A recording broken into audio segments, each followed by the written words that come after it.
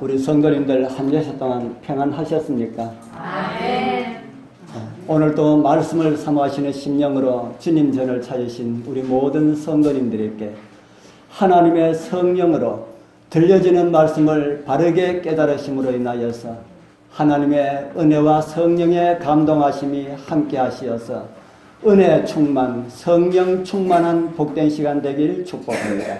아멘. 오늘 저는 주님께서 이 땅에서 보여주신 이적들 중에 세 번째 이적으로 베데스다 못을 찾으신 주님의 모습을 살펴보면서 파랑새는 어디 있을까라는 제목으로 다시 한번 하나님의 은혜를 생각하고자 합니다.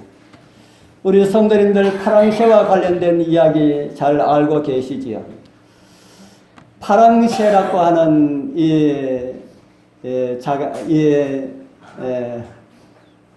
이야기는 벨기에 작가인 마테를 링크라고 하는 사람이 쓴 작품이라고 합니다.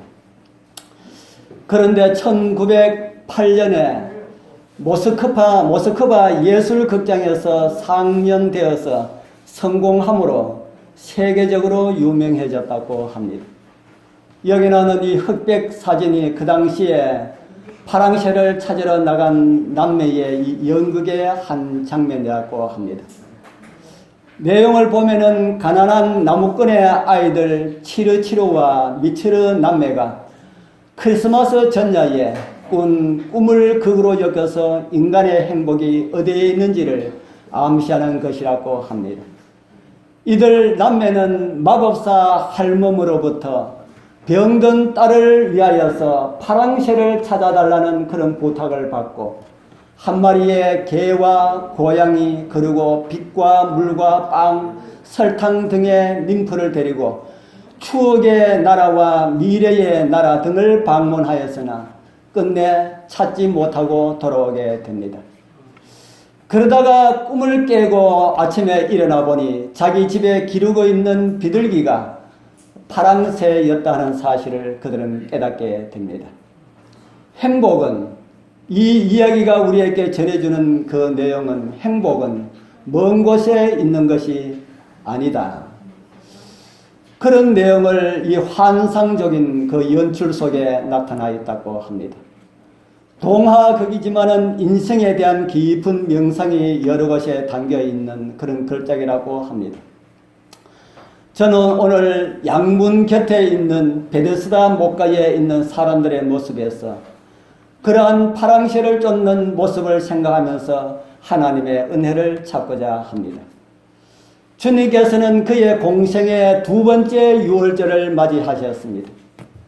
제가 주님의 이적을 말씀드리면서 서론적인 부분을 말씀드리면서 예수님의 행적을 기록한 4명의 기자들 중에 누가 가장 정확하게 사건을 이렇게 배열하면서 기록하였다고 제가 말씀을 드렸는데 혹시 기억하신 분 계신지 모르겠습니다. 누가 가장 정확하게 기록하였다고 했습니까? 요한. 예, 요한. 감사합니다. 요한 또 많은 부분을 빠뜨린 부분이 있지만은 예수님의 행적을 순서대로 기록하려고 많은 노력을 한 것처럼 그러한 기록된 모습을 우리에게 보여주고 있습니다. 요한복음 5장 1절은 이렇게 우리에게 보여주고 있습니다. 그 후에 유대인의 명절이 있어 예수께서 예루살렘에 올라가시니라.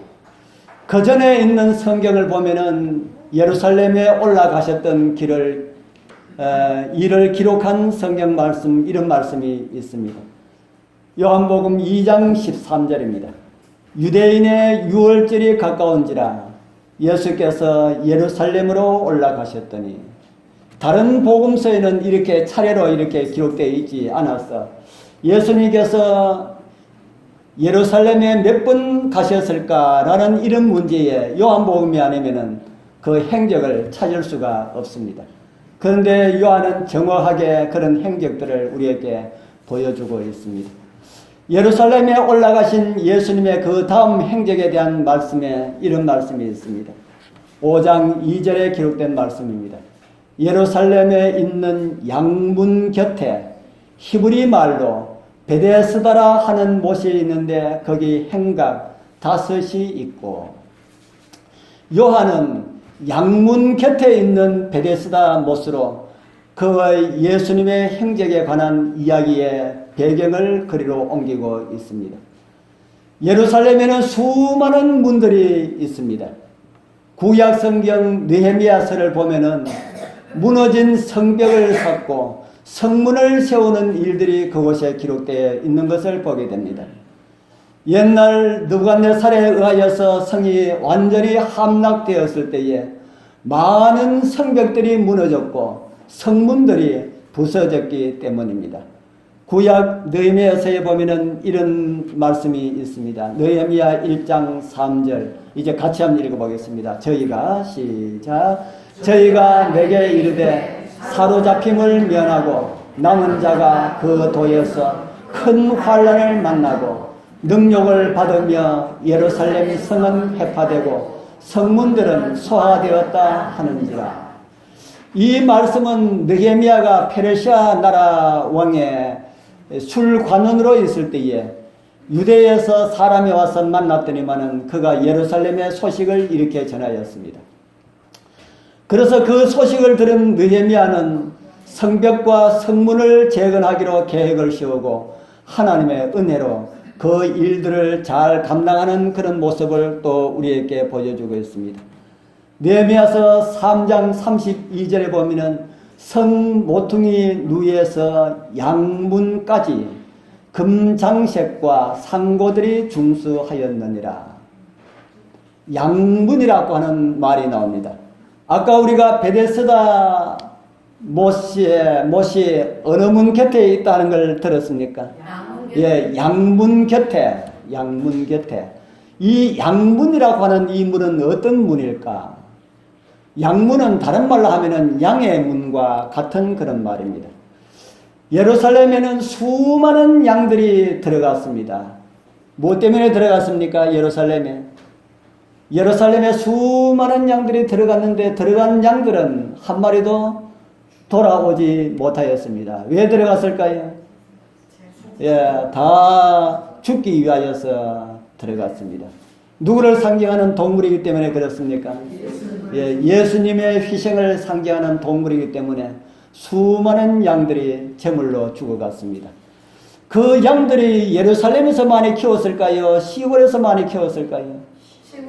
시골에서 많이 키웠겠죠.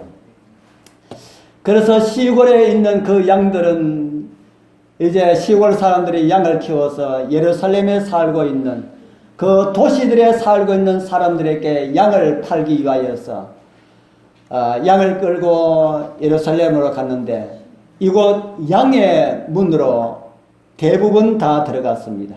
왜냐하면 그 양의 문 곁에 무엇이 있었나 하면은 양의 시장이 그곳에 있었습니다. 양을 팔고 살고 하는 그 시장이 그곳에 있었기 때문에 대부분 그곳으로 오는 양들은 다 양의 문으로 통과해서 들어오게 되었다. 그래서 그 문을 가지고 양문이라고 그렇게 불려졌습니다. 제물로 사용될 수많은 양들이 대부분 이 문을 통과하였다는 겁니다. 그래서 이 문을 양문, 양의 문이라고 불려지게 되었습니다. 느헤미야는, 우리 느헤미야서를 보면은 느헤미야 3장 32절에 보면은 이 양의 문을 시작해서, 양문으로부터 시작하여서 예루살렘에 무너진 성문을 재건하는 그런 일이 시작되는 그런 모습을 성경은 우리에게 보여주고 있습니다.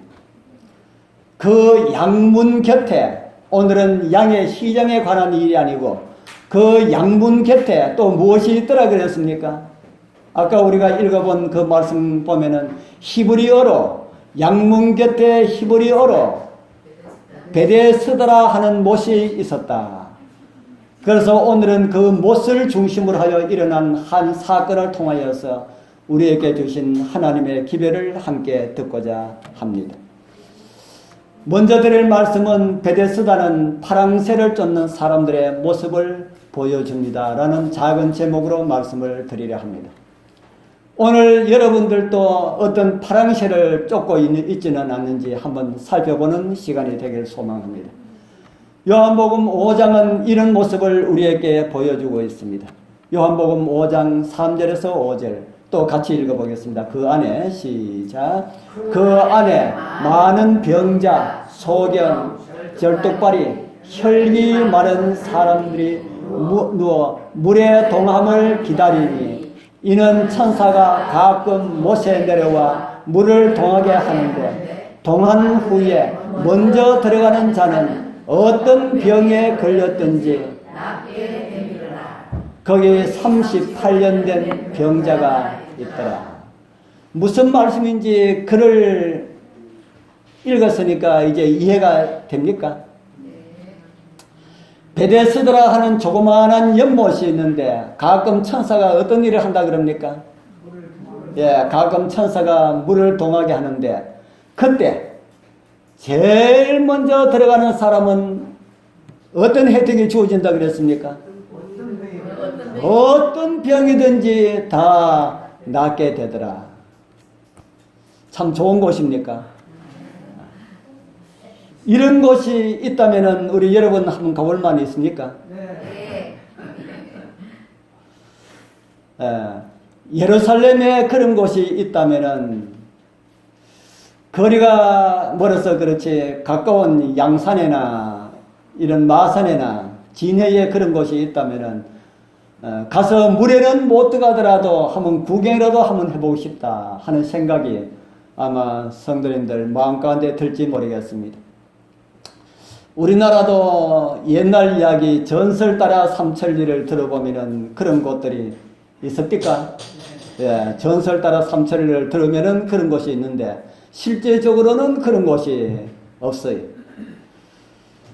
저희들 고향에도 그 한 산 중턱에 지금은 물이 사라지고 없는데 옛날에는 나병 환자들이 그곳에 와서 물에 들어가서 목욕을 하고 나오면은 그 몸이 회복된다는 이런 이야기가 그곳에 전해지고 있습니다. 전설 따라 삼천리에는 그런 이야기들이 참 많이 있습니다. 정말 그런 곳이 있을까? 성경에 보면은 물에 들어가서 병을 고친 사람이 있습니까? 없습니까? 있습니다. 있습니다. 누가 있습니까? 나만 장군.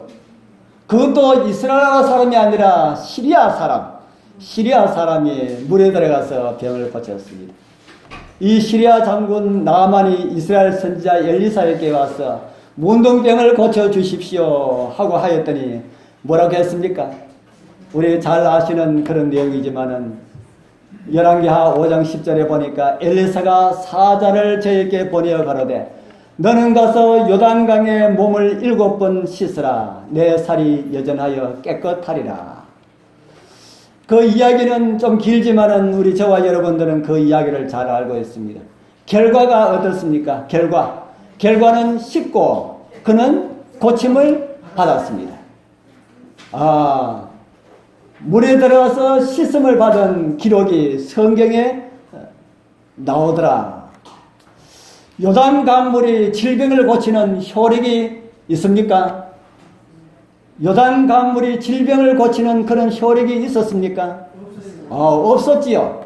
그런데 왜 이 나만은 요단강에서 씻었는데 고침을 받았습니까? 왜 씻음을 그렇게 고침을 받았습니까? 믿음과 순종. 하나님의 말씀에 따라 순종하였더니만은 그가 고침을 받았지. 요단강은 고침을 주는 그런 능력이 전혀 없었습니다. 베데스다라고 하는 못도 그렇습니다. 베데스다라고는 이 못은 가끔 지각 변동으로 인하여서 물이 흔들리는 초자연적인 현상과 같은 이런 현상들이 혹가다 한 번씩 일어났습니다. 그곳에 살고 있는 많은 사람들은 그것을 천사들이 내려와서 물을 동하게 하였다고 믿게 하였고, 그것은 신비한 힘을 가지고 몸이 아픈 이들을 낫게 하는 기적을 일으킨다고 믿게 하였습니다. 한 번씩 일어나는 초자연적인 천연계의 현상을 사람들이 이용하여서 뭐 하는 수단으로 삼았을까요? 뭐 하는 수단으로 삼았을까요? 돈벌이 하는 수단으로 삼았다. 베데스다 못에 치유의 효력이 있다고 누가 소문을 많이 내었을까요? 베데스다 못에 누구든지 물이 동할 때에 가장 먼저 들어간 사람은 질병의 고침을 받는다는 그 이야기를 누가 소문을 내었을까요? 여러분은 우리 장위에 우리 정승대 집사님이 우리 장위에 계시고 우리 몇 분들이 장위에 계시는데 우리 임지혜 집사님 개인적인 일반 주택을 가지고 계신 분이 제일 적합하다는 생각이 듭니다. 우리 임지혜 집사님 앞에 거기에 아주 이쁜 동산이 하나 있습니다. 그 동산에 지금 연못이 없지만은 조그마한 연못이 있는데 그 연못에 이상한 현상이 이렇게 일어납니다. 그 연못으로 인하여서 사람이 바글바글 한다면은 우리 임 집사님 집값이 좀 올라갈까요? 내려갈까요? 올라갈 정도가 아니지요. 그러면 아마 우리 임 집사님은 그런 소문을 안 내지만은 다른 사람 같으면은 돈에 대한 욕심이 있는 사람이라면은 그런 소문을 낼 수가 있다 하는 겁니다. 우리 앞에 있는 못에 한 번씩 물이 동하는데 그때 가장 먼저 들어가는 사람은 어떤 병이라도 고침을 받아. 너 봤어? 나 봤어. 요즘 사람들 참 거짓말 참 잘합니다. 아주 우습게 그렇게 거짓말해요. 그런 거짓말은 거짓말이 아닌 것처럼 그렇게 합니다. 진짜야. 너도 한번 와봐. 그래서 사람들이 오고 몰리고 해서 사람들이 많이 모이게 되었습니다. 그래서 어떤 사람들이 물이 동할 때에 먼저 들어갔는지 나왔는지 그것도 모를 정도로 사람들이 그렇게 많이 모이게 되었다 하는 겁니다. 한 번씩 일어나는 초자연적인 천연계의 현상을 사람들이 이용해서 돈벌이 하는 수단으로 삼았다 하는 겁니다. 아마 베데스다 못에 치유의 효력이 있다는 사실을 누가 소문을 내었나 하면은 그곳에 집을 가지고 있는 사람들이 가장 먼저 소문을 퍼뜨렸을 것입니다. 그래야만이 그곳에 장사를 해도 장사 잘 될 것이고 집값도 올라가게 될 것이고 그렇게 되지 않을까 하는 생각을 가지게 됩니다. 오늘 그런 소문이 여러분들의 마음을 흔들지 않길 바랍니다. 저는 지난번에 한번 들었는데 요즘 금융 다단계가 우리 성도님들의 마음들을 미혹하여서 우리 성도님들도 많이 미혹되어 있다는 그런 이야기를 들었습니다.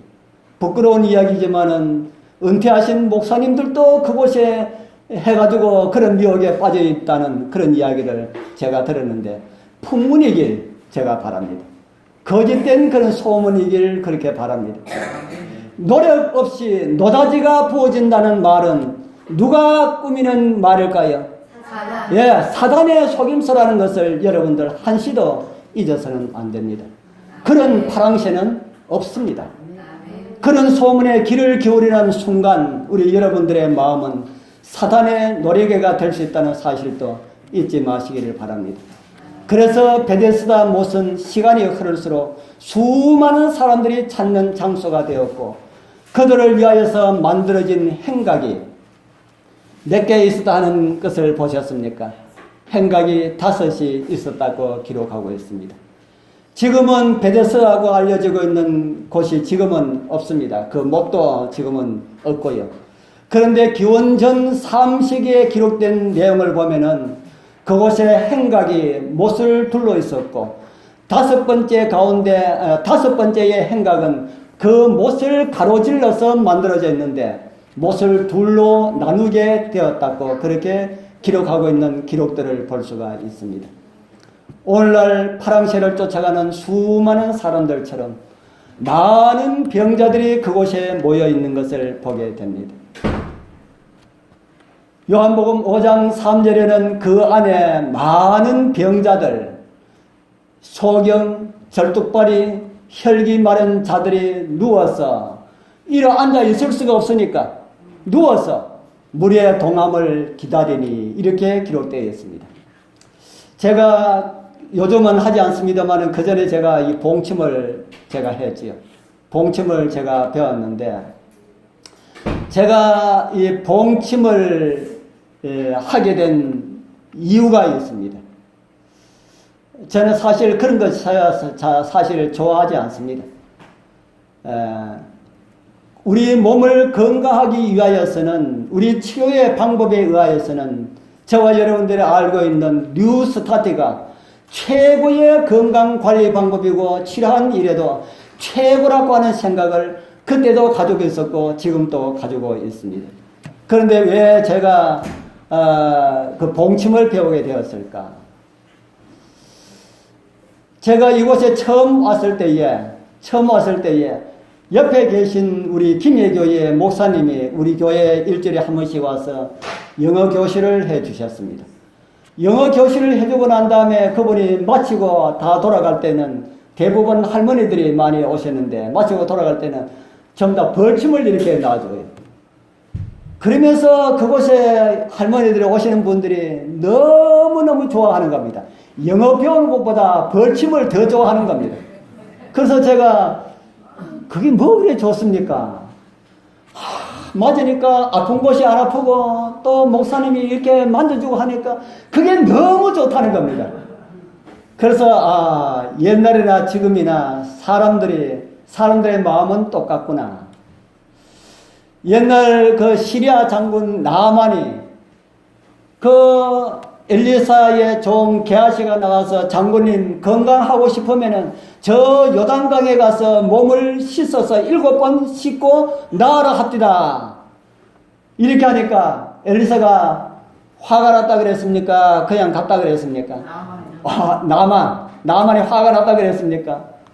나만이 화가 났다 그랬죠. 나만이 화가 났습니다. 왜 화가 났습니까? 내 생각에는 내가 왔으면은 저가 나와서 그 하나님 여호와의 이름을 부르고 당처에 무엇을 얹고요? 당처에 손을 얹고 문둥병을 고칠까 하였노라. 제가 이 말씀이 생각이 났습니다.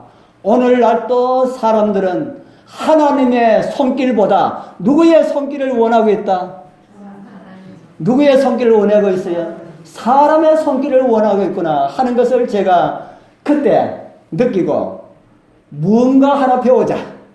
전도를 하기 위해서는 무언가 하나를 배우자 했는데 그때 마침 극동방송을 틀으니까 창원 극동방송에서 벌침 교육이 있다 하는 이야기를 듣고 쫓아갔더니만 그것은 미끼였고 거기에 조금 맛을 보이고 난 다음에 진짜 벌침을 배우면은 돈을 얼마나 내야 되고 서울까지 가서 그 교육을 받아야 되고 교육은 얼마나 받아야 되고 그렇게 해서 일단 한번 해보자 하고 돈을 넣고 제가 해서 한 6개월 동안 그 서울 총신대학 그곳에 가서 제가 교육을 받고 그곳에서 저 무슨 그 학과 외에 하는 그 교육이 뭐라 합니까?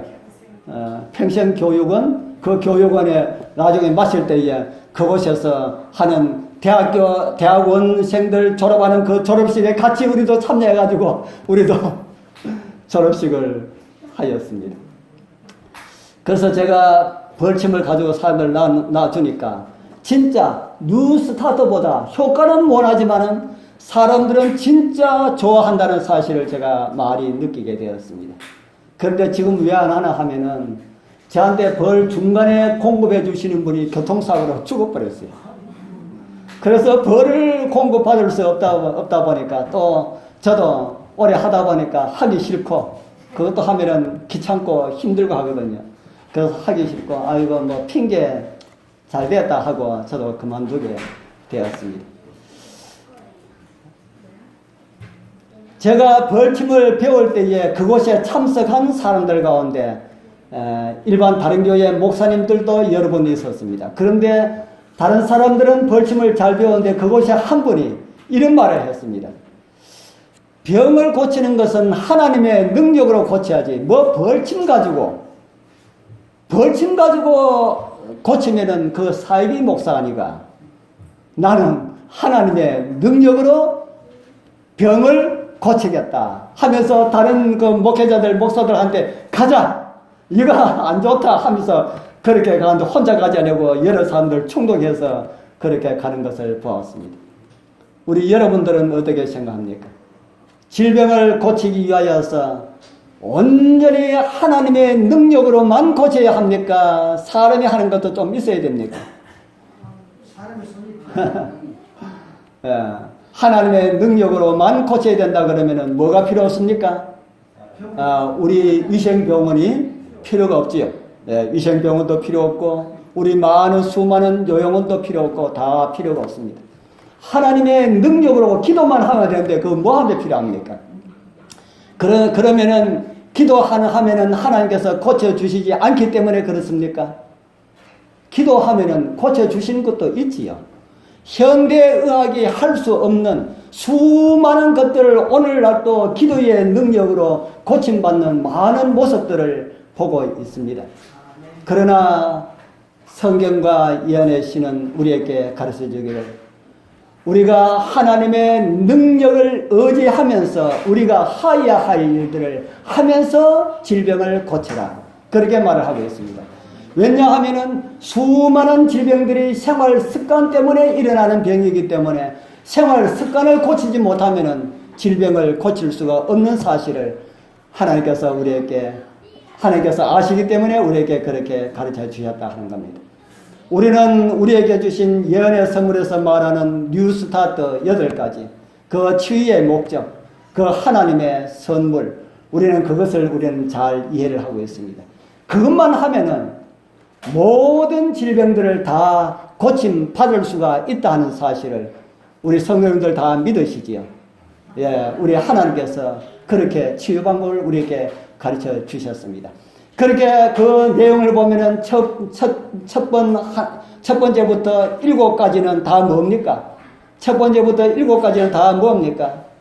다 어떤 생활을 하라. 바른 생활을 할 수 있는 그 방법대로 살아라.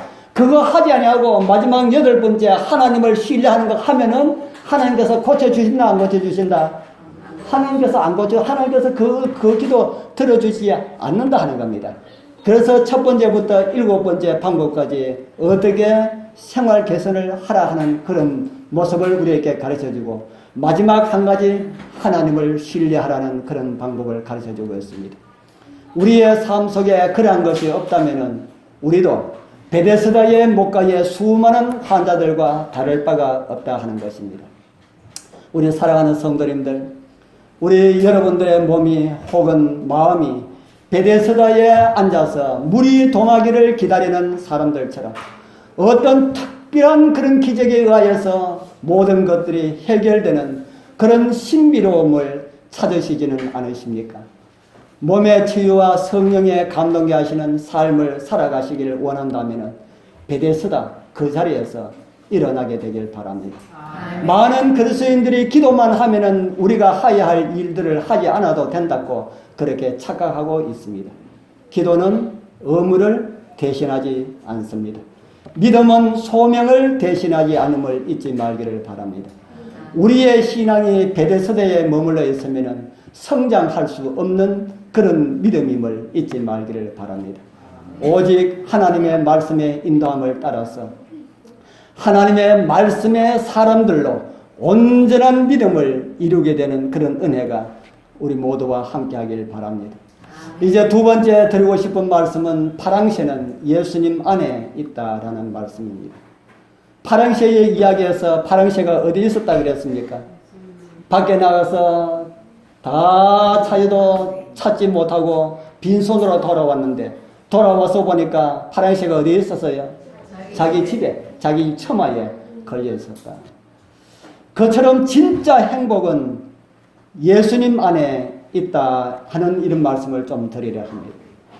요한복음에 기록된 이 베데스다의 목가에 있었던 한 사람과 관련된 그런 내용을 성경은 이렇게 기록하고 있습니다.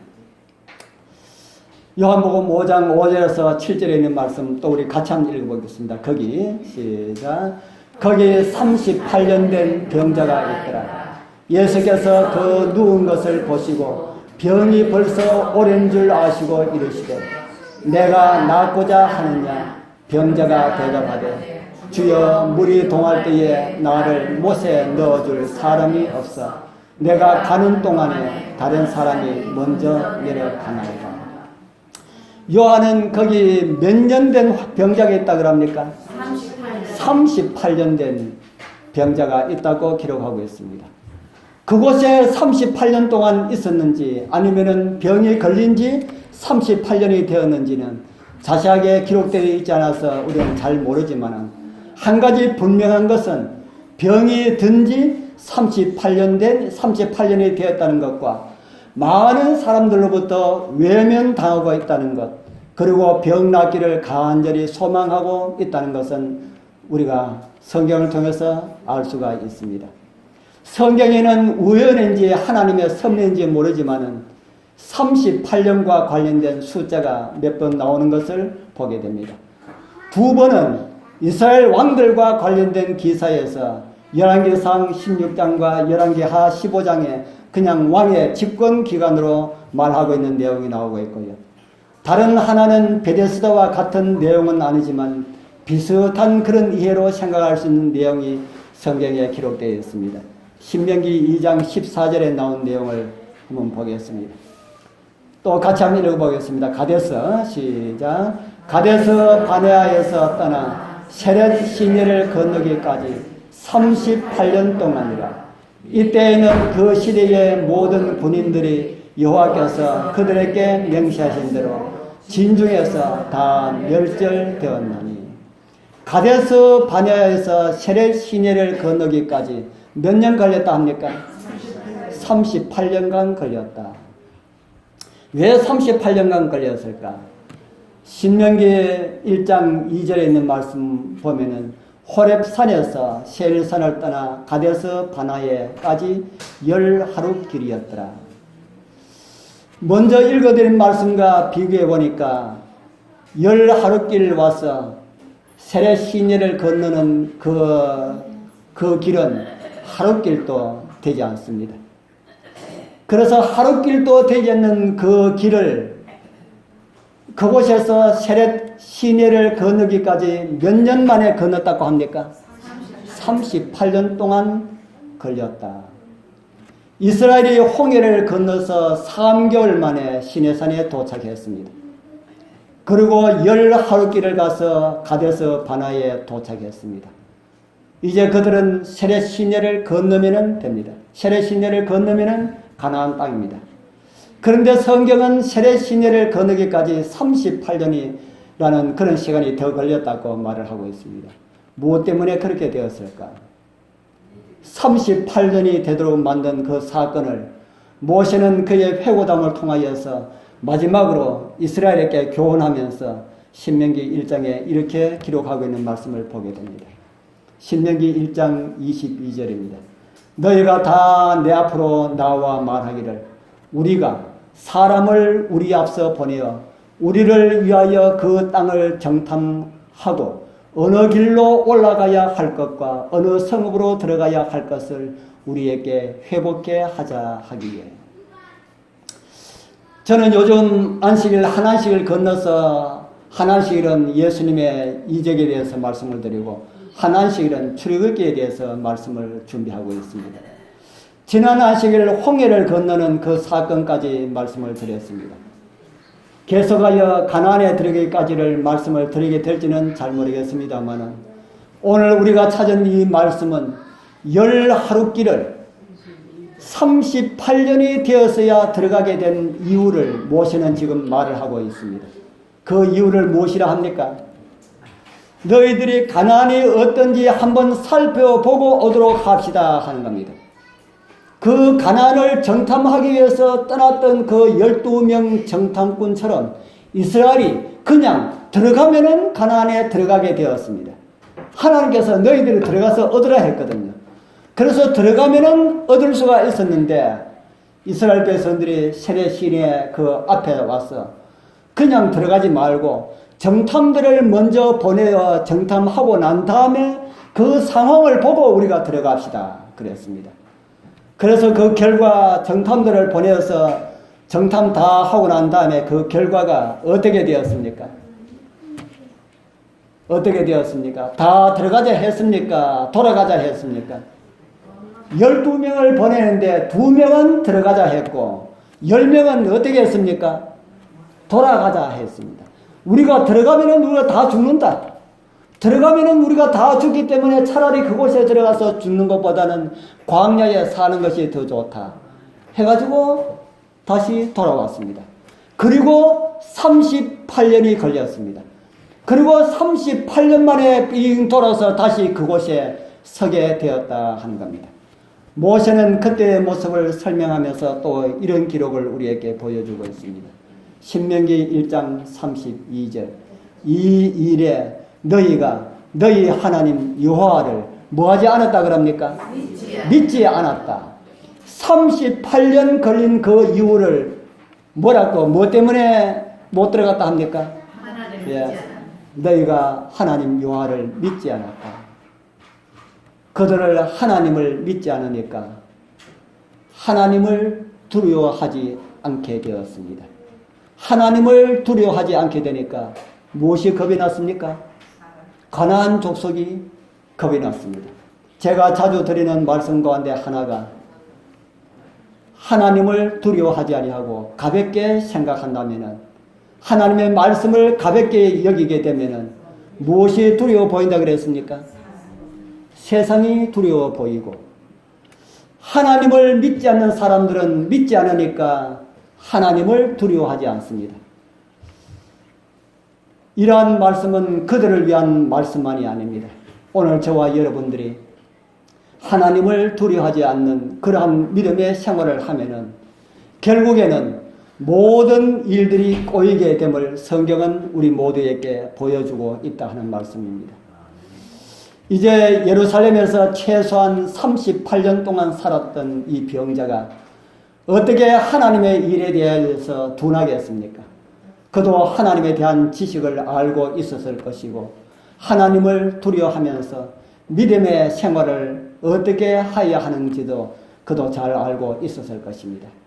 그러나 그는 하나님을 따르지 않았고 세상을 따랐고 그 결과로 몸은 망신차이가 되었습니다.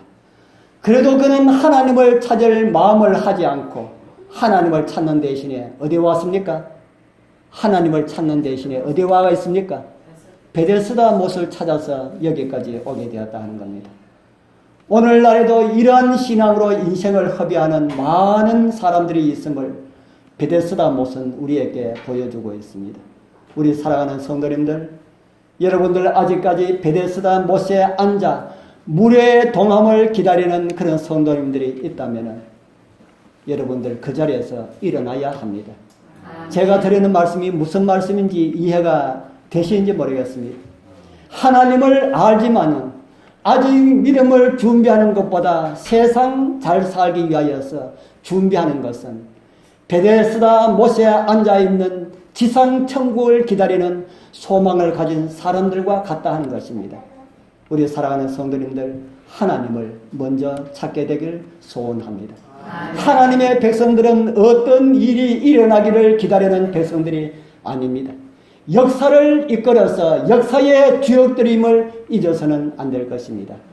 불신으로 인하여서 들어가지 못하였던 불신의 자리에서 일어나서 온전한 믿음으로 믿음의 주님을 붙잡게 되기를 소망합니다. 아멘. 이제 저는 말씀을 정리하면서 거짓 소망 가운데 살아가고 있는 그를 찾아주신 주님의 모습을 기록한 말씀을 함께 보겠습니다.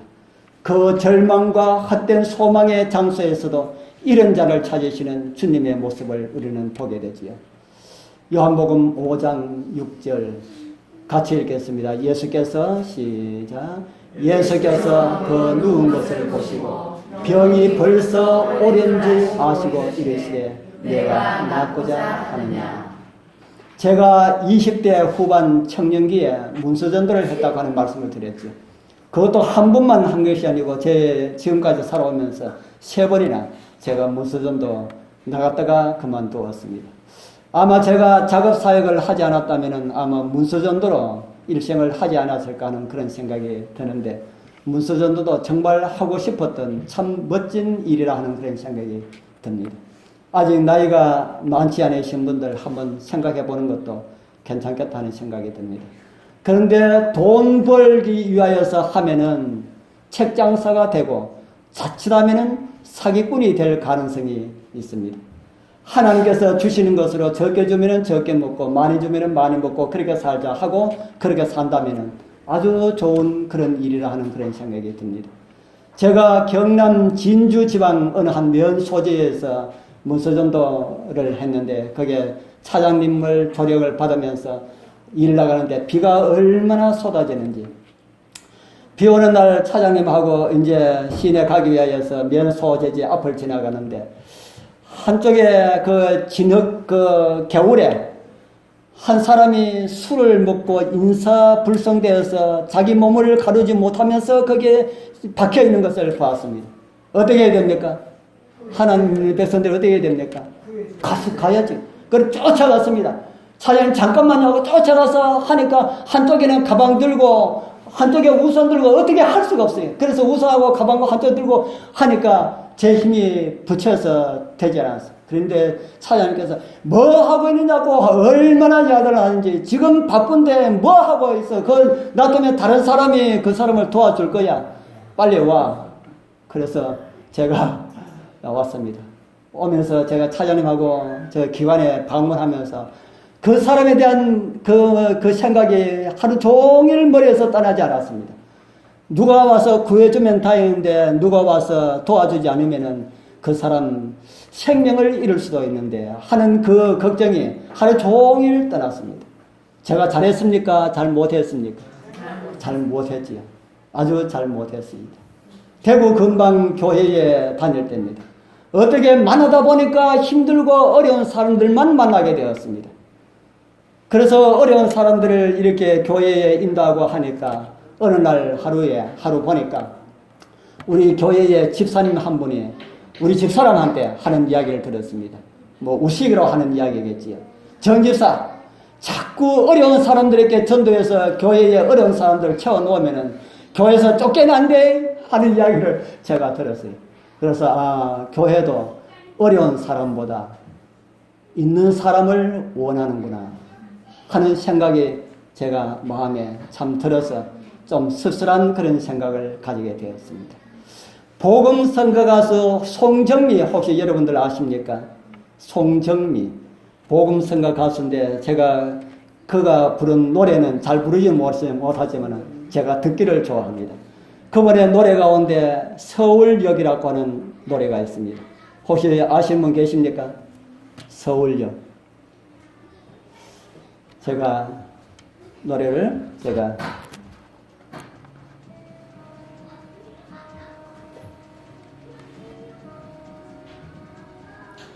가사를 같이 올릴 테니까 자세히 한번 들어보십시오.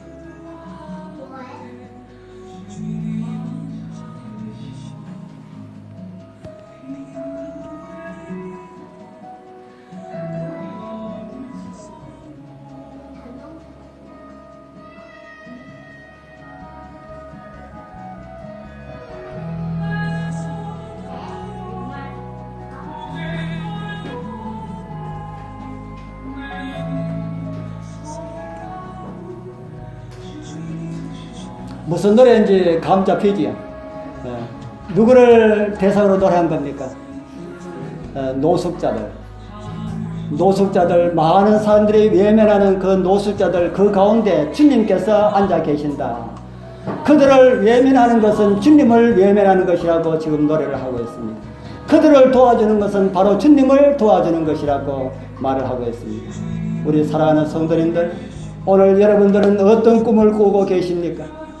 예수 그리스도 안에서 진정한 파랑새의 행복은 오직 주님 안에서 주의 일을 할 때에 진짜 행복이 있음을 성경은 우리에게 가르쳐주고 있습니다.